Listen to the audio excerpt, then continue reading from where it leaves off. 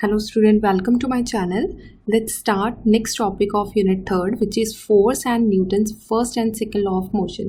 So otherwise ਅਸੀਂ last video ਦੇ ਵਿੱਚ force ਪੜ੍ਹ ਚੁੱਕੇ ਹਾਂ but ਉੱਥੇ units and dimension formulas explain ਨਹੀਂ ਕੀਤਾ ਸੀ. So ਅਸੀਂ ਇੱਕ ਵਾਰੀ ਦੁਬਾਰਾ ਰਿਵਾਈਜ਼ ਕਰ ਲੈਂਦੇ ਹਾਂ ਕਿ what is force. Force is a push or a pull which either changes or tends to change the state of rest or uniform motion of a body or direction of moving object or shape of object is called force. Force है कि चीज़ आ या तो push या पुल, धक्का लगाना या किसी चीज़ ਨੂੰ खिंचना. ठीक है, दो चीज़ां आ पुश या पुल ਜਿਹਦੇ ਨਾਲ ਤੁਹਾਡੀ ऑब्जेक्ट ਦਾ साइज़ शेप डायरैक्शन चेंज हो सकती है और टेंस टू चेंज या फिर चेंज होने की तादाद ते हो सकती है. लेट अस सपोज ਤੁਹਾਡੇ रूम दी वॉल आ, मैं ਤੁਹਾਨੂੰ ਕਿਹਾ कि अपनी कमरे की जो कंध आ उन्होंने धक्का लगाओ. लेट अस सपोज तुसी उन्होंने फोर्स लगाना स्टार्ट कर दिता कि पोजीशन हिलेगी कंध की नहीं हिलेगी. सो उत्थे असी वर्ड यूज़ कर सकते हैं tends to change the state of rest. State of rest जो आ चेंज नहीं हुई. So what is the SI unit of force. Force के यूनिट्स होंगे न्यूटन. सो न्यूटन नू दूसरी फॉर्म दे विच की लिख सकते हैं kilogram metre per second square. ठीक है, सो CGS सिस्टम दे विच किस तरह लिखांगे. सो कुछ बच्चों को कन्फ्यूजन रहेगी kilogram metre per second square किस तरह आया. सो फोर्स थानू पता है कि इक्वल होंदा है मास इंटू एक्सलरेशन. सो मास की यूनिट कि इक्वल होंदे आ किलोग्राम. सो एक्सलरेशन मतलब मीटर पर सैकेंड स्केयर. सो सारे नू कंबाइन किया we get kilogram metre per second square. इदा करके थोड़ा ऐसा यूनिट आया. सो असी सिंपली इनू किस फॉर्म दे विच लिखांगे कि this is in the form of Newton क्योंकि न्यूटन्स ने लॉ दिता सी फोर्स नू. So that is why the unit रख दिता गया Newton's. So CGS system they which force के यूनिट्स की होंगे डाइन या फिर उन्होंने असीं लिख सकते हैं किलोग्राम सेंटीमीटर पर सैकेंड स्केयर. मतलब कि मास नू हुण असीं काहदे विच मैजर करांगे ग्राम दे विच. सो एक्सलरेशन इत्थे की आ जाएगा सेंटीमीटर. ठीक है, सो आ तुहाडा आ जाएगा in the form of CGS system. Next देखो, this is important for numerical cases. Kilogram force की चीज़ आ. The force with which earth attract 1 kg body towards its centre. मान लो कोई 1 किलो भार की बॉडी नू धरती जिहड़ा अपने सेंटर वाल खिंचदी होवे, उस बॉडी नू उस फोर्स नू असीं मैजर किस फॉर्म दे विच करदे हां किलोग्राम फोर्स दी फॉर्म दे विच. सो इनू किद्दां करांगे. लेट अस सपोज कि तुहाडा जिहड़ा भार दिता होया वो दिता होया 40 न्यूटन डिवाइडेड बाय जी की वैल्यू कितनी होंगी 9.8 which is the standard value. अगर आ दोनों को डिवाइड कर दोगे थोड़ा KGF की फॉर्म के आंसर आ जाएगा. ठीक है, now what is dimension formula of force. Dimension formula of force असी फर्स्ट यूनिट के पढ़ चुके हैं विच इज़ MLT-2. अदरवाइज मैं तुहानूं ड्राइव करके दिखा दिंदी हाँ. Mass into acceleration. मास का डिमेंशन फार्मूला M, एक्सलरेशन का dimension formula LT-2. So we get MLT-2. So this is the dimension formula of force. अगर थानू इनू खोल के लिखना नहीं आता, एक बार डिमेंशन फार्मूले वाले जो वीडियो आ एक बार ओपन करके ज़रूर देख लेना. So let start first law of motion. So first law of motion देखो, पहला सब तो पहला Newton's first law of motion की है. जदों दो साइंटिस्ट सी न्यूटन्स एंड गैलीलियो, दो अलग अलग साइंटिस्ट ने दो अलग अलग जगह पर सेम रिसर्च की. सो दोनों का ही सेम रिजल्ट आ, दोनों ने सेम लॉज दिते. इहदा मतलब गैलीलियोज अनर्शियल फ्रेम ऑफ जिहड़ा तुहाडा गैलीलियो का अनर्शिया वाला टॉपिक है और न्यूटन्स का फर्स्ट लॉ ऑफ मोशन है, बोथ आर सेम. सो ध्यान नाल डेफिनेशन पढ़ो, थानू क्लीयर हो जाएगा. और body at rest tends to remains at rest. अगर कोई बॉडी रेस्ट ते आ तो कंटिन्यूसली रेस्ट ते रहिंदी है. यही अनर्शियल फ्रेम दे विच बोलिया गया सी, सॉरी अनर्शिया ऑफ रेस्ट दे विच बोलिया गया सी. A body is uniform motion. अगर कोई बॉडी यूनीफॉर्म मोशन दे विच आ तां tends to remains in state of uniform motion. तो वह हमेशा ही यूनीफॉर्म मोशन दे विच रहेगा अंटिल और अनलैस उदों तक जदों तक एक्सटर्नल फोर्स उहदे उत्ते अप्लाई नहीं की जाती. सो यही सेम गैलीलियो का लॉ सी, यही सेम न्यूटन्स लॉ है. सो आप एक एग्जाम्पल पढ़ लें. A ball lies on a ground at rest will remains at rest. अगर एक बॉल रेस्ट ते पई है तो हमेशा ही रेस्ट ते पई रहेगी until an external force is applied on it. जदों तक तुसीं इहनूं किक नहीं मार दिंदे या तुसीं इहनूं चक के नहीं लै जांदे या तुसीं एक जगह तो दूसरी जगह ते बॉल की पोजीशन चेंज नहीं करते। एक्सटर्नल फोर्स कोई भी हो सकती है, हवा भी हो सकती है, ठीक है। जदों तक तुसीं उहदी पोजीशन चेंज नहीं करते बॉल हमेशा ही ग्राउंड ते पई रहेगी। So this is the Newton's first law of motion. Let's start second law of motion. Second law of motion start करन तो पहला तुहानूं लीनियर मोमेंटम बारे पता होना चाहिए कि लीनियर मोमेंटम की चीज़ आ। सो लीनियर मोमेंटम नूं असीं डिनोट करदे हां स्मॉल p दे नाल और इहदे उपर वैक्टर डाल दो। Linear momentum is the product of mass and its velocity. So linear momentum means p is equal to product मतलब मल्टीप्लाई है केदा mass, number one is a mass, number two its velocity. So this is mass into velocity, ठीक है। So असीं simple लिख सकते हैं p vector is equals to m v vector. So simple form दे विच p is equals to M we लिख सकते हैं। So it is a vector quantity जिहदे उपर भी वैक्टर्स पए हुंदे आ वो वैक्टर क्वांटिटीज़ हुंदी आ। सो इहनूं डिनोट करदे आ p दे नाल। सो SI यूनिट तुहाडा की हो जाएगा किलोग्राम मीटर पर सैकेंड। आज जो सॉल्व करके देखते हैं मास नूं काहदे विच मैजर करते हैं किलोग्राम, वेलोसिटी नूं काहदे विच मैजर करते हैं मीटर पर सैकेंड दे विच। सो साडा यूनिट आ गया किलोग्राम मीटर पर सैकेंड। सो डिमेंशन फार्मूला भी सेम सॉल्व करके देख लो। मास दा लिखते हैं m दे नाल और वेलोसिटी नूं लिखते हैं LT माइनस 1 दे नाल। So we get MLT minus 1 done. So एक होर एग्जाम्पल दे नाल इहनूं समझदे हां। लेट अस सपोज कि जो m आ वो तुसीं आ, ठीक है। सो तुहाडा वेट कितना आ 40 kg। सपोज करो तुसी अपने घर बैठे हो और मैं तुहानूं कहनी नाल वाली शॉप तो भज के जाके कोई चीज़ लैके आओ, ठीक है। लेट अस सपोज जिहड़ी तुहाडी वेलोसिटी आ तुसी तुरे जा रहे हैं वो कितनी आ 2 मीटर पर सैकेंड है तुहाडी वेलोसिटी। इहदा मतलब तुहाडा मोमेंटम कितना होएगा, p कितना होएगा, मास कितना तुहाडा 2 और वेलोसिटी कितनी आ 40। सो वी गेट 80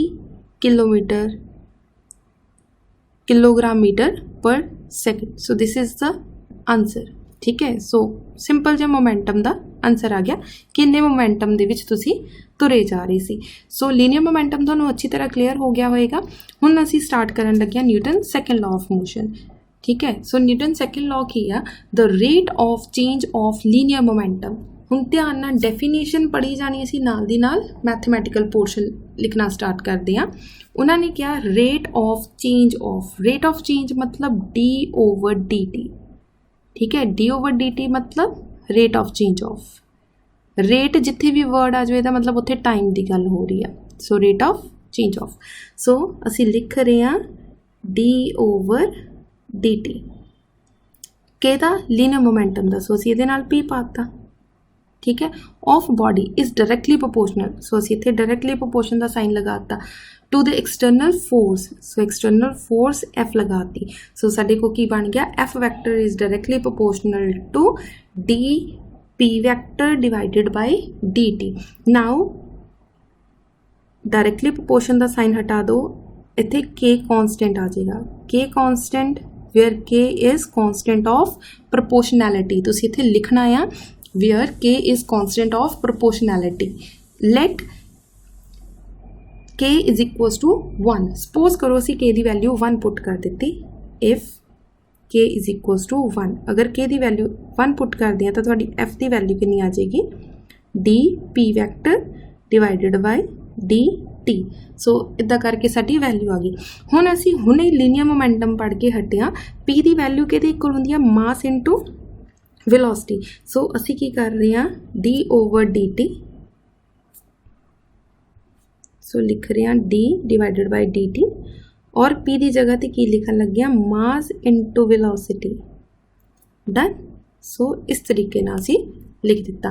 हुण देखो जो टर्म कॉन्सटेंट होंदी है, जो टर्म कॉन्सटेंट आ असी उन्होंने आउटसाइड लिख सकते हैं। It means F vector is equals to M is a scalar quantity. So take outside, अंदर रह गया dv vector divided by dt। What is velocity over time? ऊपर की है वेलोसिटी, नीचे की है टाइम। वेलोसिटी ओवर टाइम के लिए इक्वल है एक्सेलरेशन। सो असी dv ओवर dt की जगह ते की लिखन लगे acceleration. So m a vector. So F vector is equals to m A vector. So this is the mathematical form of Newton's second law of motion. So ਇਹ ਤੁਹਾਡਾ mathematical form ਆ ਗਿਆ। Similarly ਤੁਸੀਂ ਇਹਨੂੰ ਇਹਦੀ SI ਯੂਨਿਟ ਵੀ ਲਿਖ ਕੇ ਦੇ ਸਕਦੇ ਆ ਇੱਥੋਂ ਵੀ। ਸੋ ਦੇਖੋ ਫੋਰਸ ਨੂੰ ਅਸੀਂ ਕਾਹਦੇ ਵਿੱਚ ਲਿਖਦੇ ਆ 1 ਨਿਊਟਨ ਦੇ ਵਿੱਚ, ਮਾਸ ਨੂੰ 1 kg और एक्सलेरेशन ਨੂੰ metre per second square. So 1 Newton के इक्वल आ गया 1 kg metre per second square. So this is your final answer done. So असी हुण इहदियां एप्लीकेशनस करके देखते हैं। सो इहदियां बहुत सारिया एप्लीकेशनस आ, तुसी कोई भी एप्लीकेशनस लिख सकते हैं। मैं कुछ एप्लीकेशनस चूज़ कीतियां तुहानूं समझाउण वास्ते।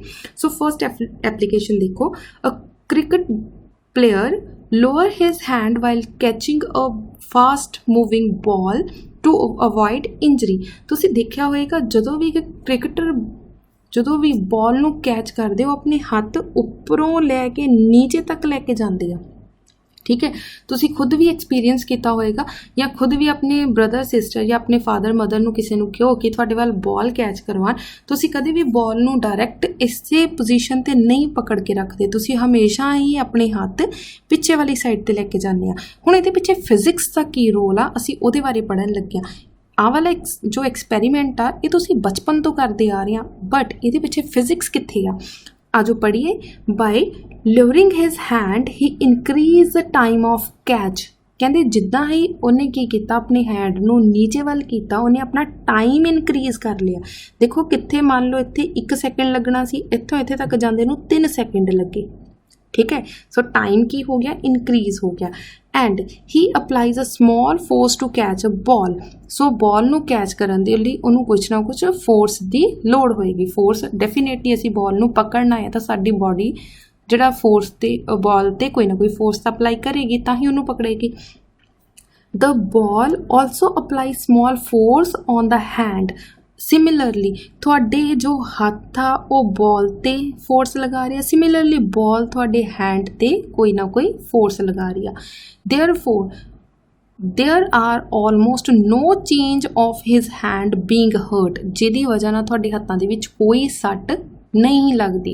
ठीक है, हुण तुसीं ये चीज़ एक्सपीरियंस करके देखियो। फॉर एग्जाम्पल जिद्दां तुहाडी class which let us suppose तुसीं कुछ शरारत की, थोड़ी टीचर ने थोड़ा पनिश किया, जिदा ही थोड़े हाथ से डंडा पैन लगा, अगर तुसी अपनी हाथ की पोजीशन चेंज नहीं करते तो सट ज़्यादा जोर की लगती है। जिदा ही तुसी अपना हाथ थोड़ा जिहा नीचे लैके जाने तो उहदे नाल की हुंदा आ, टाइम ऑफ इंपैक्ट इनक्रीज हो जाता है। ठीक है, इंपल्स इनक्रीज हो जाती है, जिहदे वजह नाल थोड़े जिहड़े हाथ ते सट घट लगती है। सो थोड़े हाथ ते घट सट लगती है। Is that clear? So similarly second example देखते हैं। Shockers are use in a vehicle such as a scooter motorcycle car. हुण असीं बचपन तो देखते आ रहे हैं, साडे कोल पहलां साइकिल सी, साइकिल विच भी शोकर लगे हुंदे आ। शोकर मतलब इदां दा करके स्प्रिंग वाला। ठीक है, सो डायग्राम देखो, इदां दा स्प्रिंग लग्या हुंदा है। ठीक है, एक्चुअल दे विच स्प्रिंग क्यों लगाए जांदे आ?